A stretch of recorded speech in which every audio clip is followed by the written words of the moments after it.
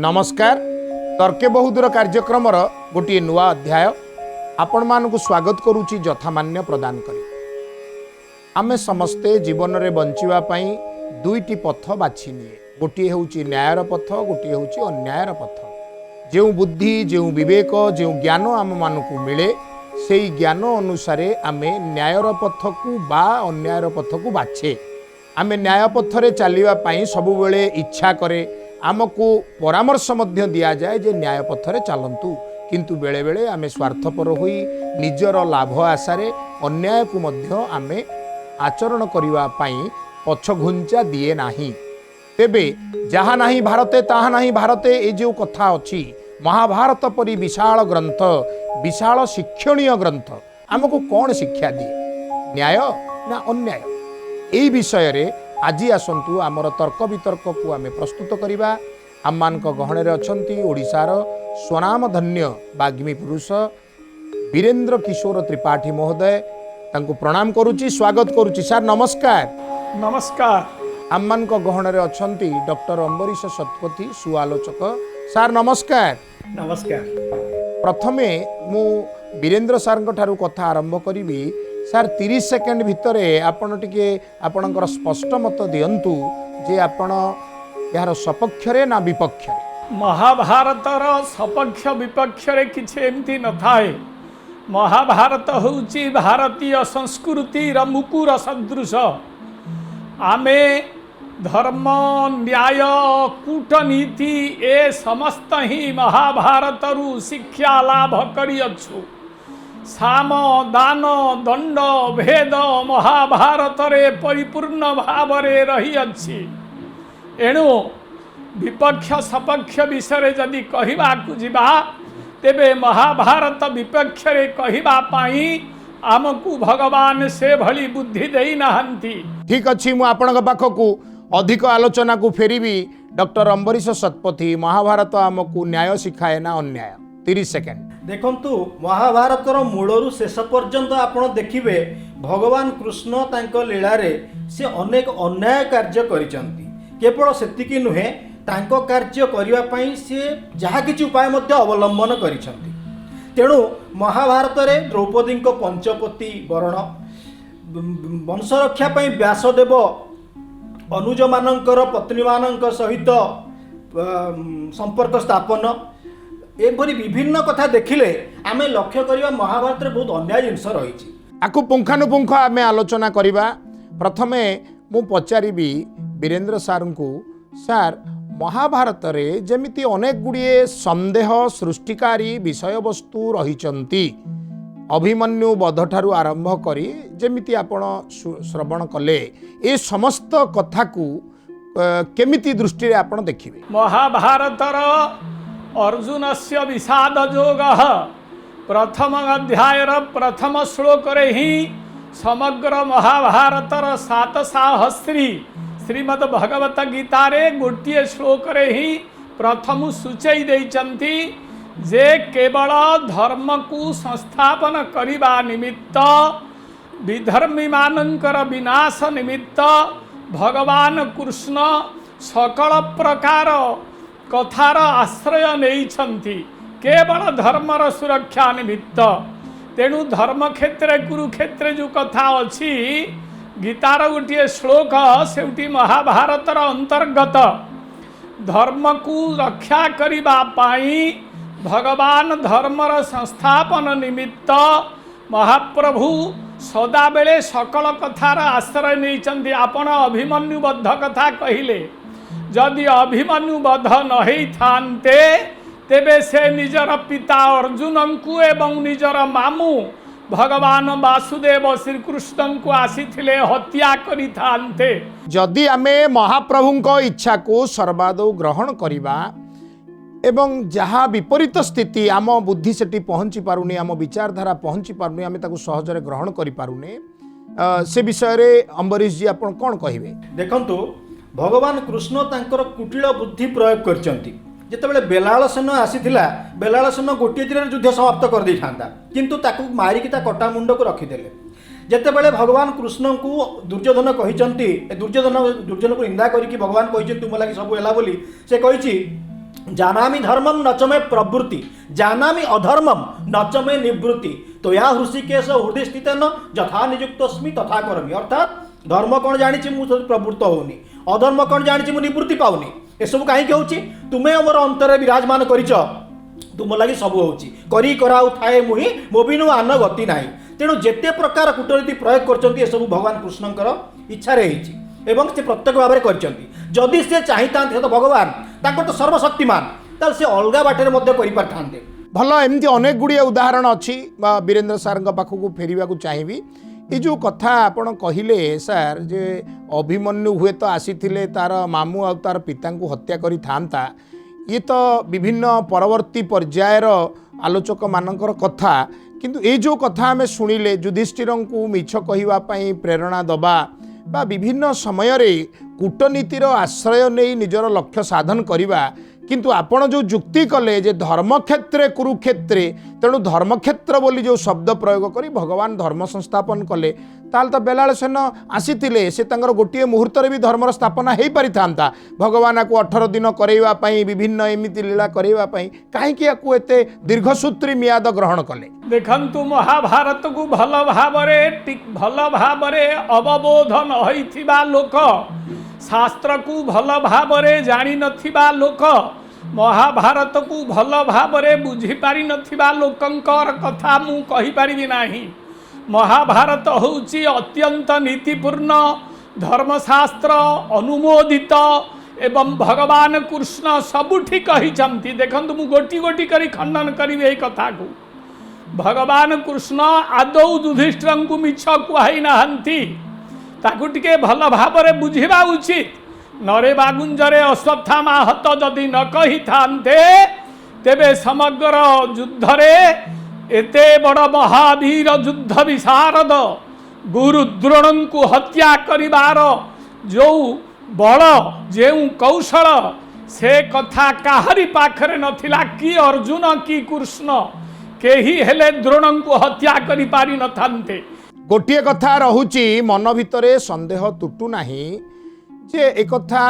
जदि बेलाल सेन द्वारा कर दी जाता बेलाल सेन तो समस्त को तार आयत्त कला भली शक्ति थिला आमर आवश्यक होता धर्मर स्थापना आमे धर्म स्थापन पाई जदि अधर्मी मानकर गोटे क्षण रे विनाश हो जाई पारिबो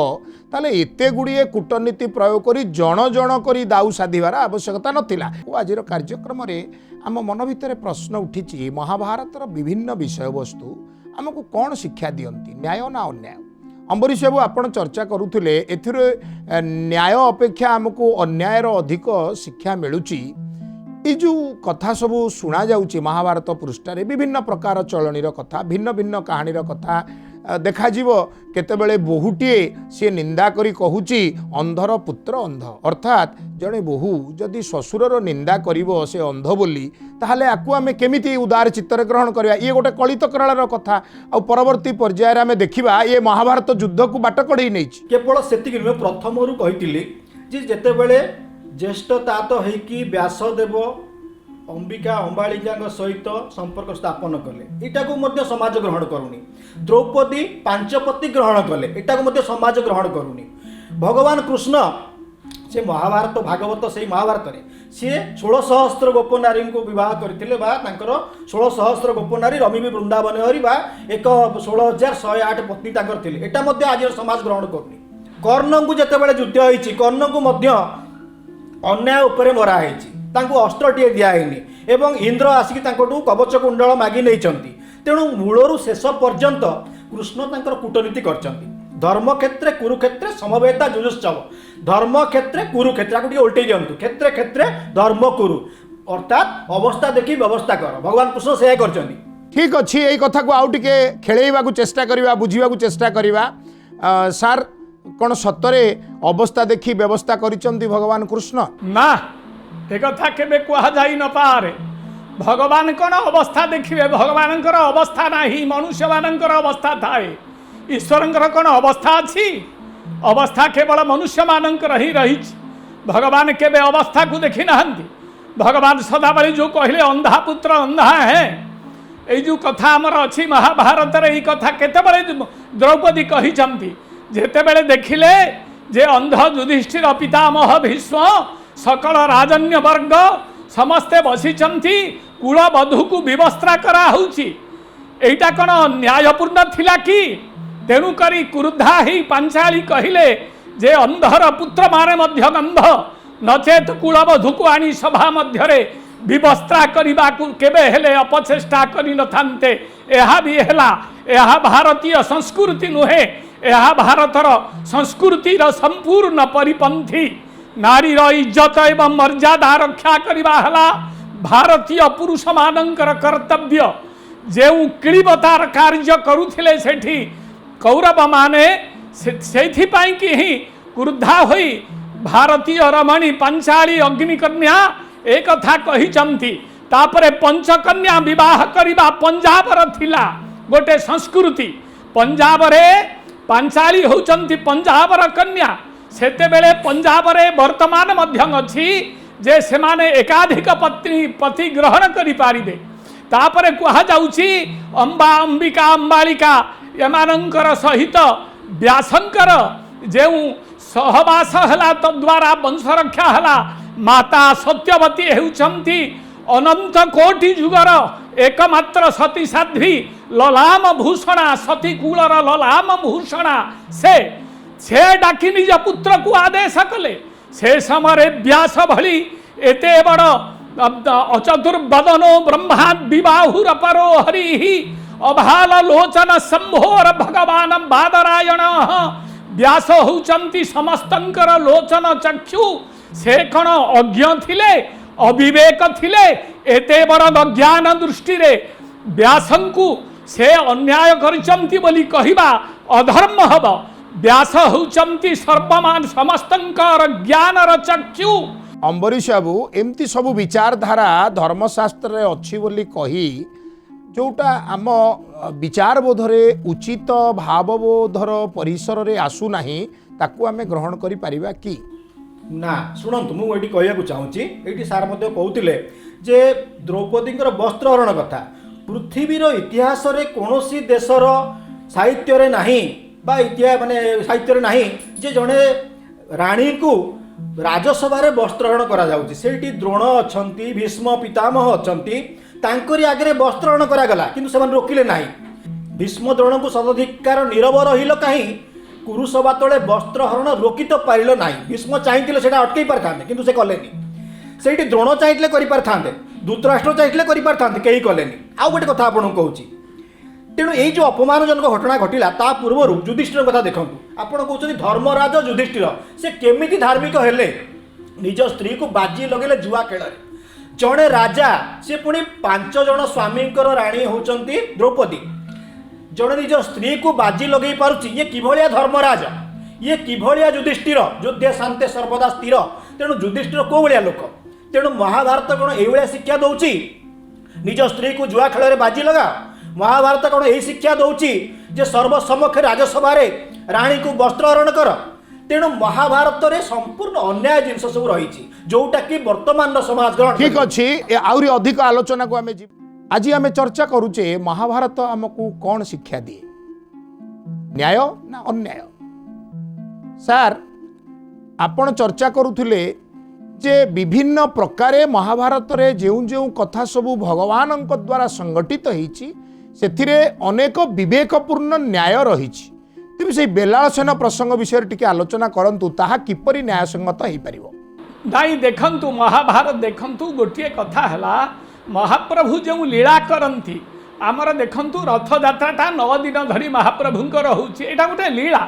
लीला महाप्रभुंकर सी जेतेबेले लीला करने को चाहती से चाहती जे से चाहूले अर्जुन एवं जी होचंती तांकर प्रिय सखा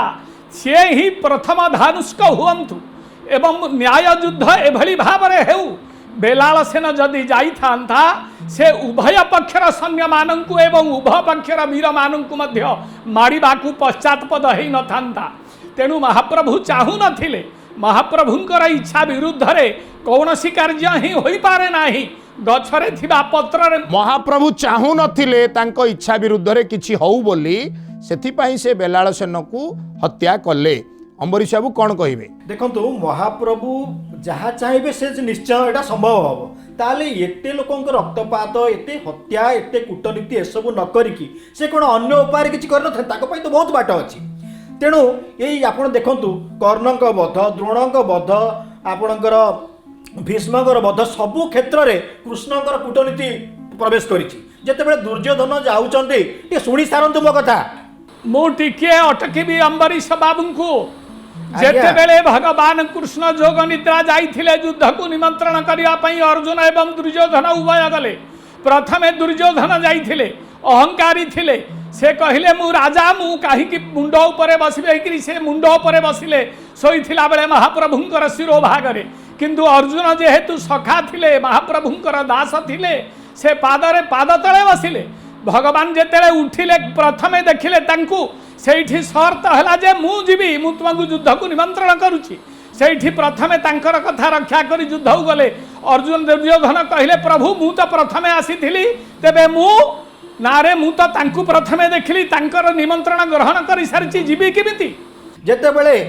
शेष रे दुर्योधन जाउचंती माँ गांधारी पाखकू तांको आदेश रे वस्त्रहीन भावरे गांधारी चाहिए सर्वशक्ति प्रदान करने एक कथा जापारे अंतर्जामी भगवान कृष्ण से कौन कले रास्ता मार्ग में पहुँची गले आसी थटा करी दुर्योधन को कहले अरे तुम्हें उलग्न हो माँ को आड़ को जाऊच तेणु से कौन कले जंग उपर पत्र आच्छादित करके गले। जितेबले अंध पुटुली खोली देते गांधारी सब आड़ को चाहिए शक्ति देले एवं जंग अनुसार पड़ानी जहाँफल से जानुभग्न करते किए आमर भीम एवं तांकर पराजित परास्त होते यदि कृष्ण ए कामटी न करते दुर्योधन परास्त हो पारि न था। दुर्योधन को कहला मान गोविंद। मु यार प्रश्न काढ़ुची अम्बरीश बाबू यार प्रश्नटी होची 100 पुत्रु 99 पुत्र हरई सारी गोटे माँ से चाहूँगी तार शेष पुओटी बंची रहू एवं सी गोटे कौशल अवलंबन करथिला जहाकू भगवान कृष्ण करईदेलेनी तो करईदेलेनी गदा युद्धर नियम अनुजाई अंटा ऊपर को प्रहार करा जाए किंतु सी इशारा रे बा ठार रे जंगरे प्रहार करने को भीम को कही दुर्योधन को अकामी करदेले बा मृत्यु दियाइले। वीरेंद्र सारा को केमी दृष्टि रे कहिबे वीरेंद्र सार? एई जे गदा युद्ध हला आपण प्रथमे भित्ति की जानतु मूल भित्ति हला सर्वप्रथमे महाप्रभु जगन्नाथंकर इच्छा वासुदेवंकर इच्छा भगवान कृष्णंकर इच्छा जे ए देशर संस्कृति है न्याय एवं सत्य जुगे जुगे से गीतारे अच्छी जे जदा जदा हि धर्मस्य ग्लानिर्भवति भारत जेते बेले अधर्मर अभ्युदय हुए एवं अन्याय अत्याचार बढ़ी चाले सेते बेले भगवान सुदर्शन चक्र धारण करी निजे ओल्हे आसंती सत्यर सुरक्षा न्यायर सुरक्षा या पाई महाप्रभु सकल प्रकार आश्रय नहीं तेणु महाप्रभु होचंती न्यायकारी तेणु सत्यव्रतम सत्यपरम त्रिसत्यम सत्यस्य जोनिंग निहितस्य सत्ये सत्यात् परम त्वां शरणं प्रपद्ये। भगवान सत्य स्वरूप सत्यर प्रतिष्ठा पाई जुगे जुगे अवतीर्ण नियंती तेणु जे कौनसी उपाय रे देखंतु जेतेबेले गांधारी कहिला जाई गाधाई करी उलग्न रे आस किंतु सेठी कले कौन भगवान। समय सरी आसीची मु वर्तमान 10 सेकेंड रे अम्बरीश बाबू आपणकर मत नेबी आपण शेष रे 10 सेकेंड रे 2 धाड़ी रे कहंतु आपणकर कथा। एपरिकी शेष रे दुर्दक्ष वा जुजुत्सु जे कि पांडव मानकर समर्थक थिले तांकु मध्य गांधारी दाबानल रे भगवान कृष्ण जळै देइचंती तेणु शेष मूलरू शेष पर्यंत सी पक्षपाती होइचंती पांडवों प्रति से ताकर भक्त हुंतु जा हुंतु महाभारत से विभिन्न अन्याय आचरण करिचंती एवं विजय हासिल करिया पई कूटनीति कुटिल नीति अन्यायर आश्रय नैचंती। ठीक अच्छी आउ आगु जीवानी समय नाही अन्यायर आश्रय नहीं कौन कहिबे वीरेंद्र सार 2 धाड़ी रे उत्तर 10 सेकेंड। महाभारत को आमर सनातन संस्कृति रे विदग्ध मंडली पंचम वेदर मान्यता देइछंती जेउ महाभारत रे लेश मात्र अन्याय नाही लेश मात्र कुटिलता नाही लेश मात्र असत्य नाही लेश मात्र असत्य नाही ठीक अच्छी बहुत बढ़िया सुंदर परामर्श आपण माने देले आज आलोचन रे भाग नहीं तेणु आमे आमर अनुष्ठान तरफ आपण को अनेक अनेक कृतज्ञता जनाऊँ वीरेंद्र सार आपण को अनेक अनेक कृतज्ञता प्रणाम प्रणाम अनेक अनेक धन्यवाद अम्बरीश बाबू आपण को धन्यवाद नमस्कार नमस्कार। आपण माने ए आलोचना को सुनिले जो आलोचन रे जो माने धर्म न्याय संपर्कित विचार करुचंती तार प्रतिनिधित्व करुथिले वीरेंद्र सार अनेक लोक अछंती से माने एही भली भावंती जे भगवान श्रीकृष्ण आदौ ठीक कथा करी नाहंती तार प्रतिनिधित्व करुथिले अम्बरीश बाबू सत कथाटी हेउची जो माने दोष करंती न्यायालय तांको दंड दियंती किंतु न्यायालय जो दंड दियंती न्यायालय अपराध कले बोली आमे विचार करू नाहे एपरिकी से दोषी को मृत्युदंड देले भी आमे कहे ना जे न्यायालय गोटे दोषी को मर्डर करदेले आमे कहे न्यायालय दोषीर उचित विचार करिसंती तेणु भगवान हेउचंती श्रेष्ठ विचारक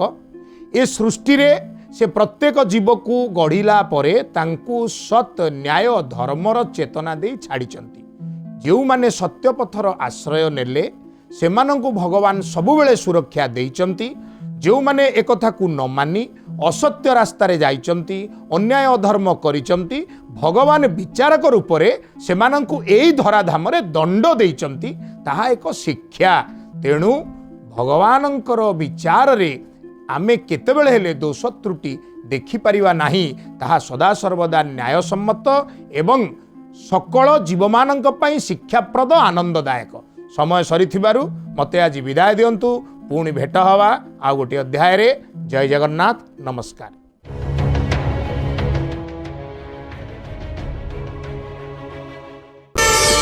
प्रार्थना आम आनंदर उत्सव।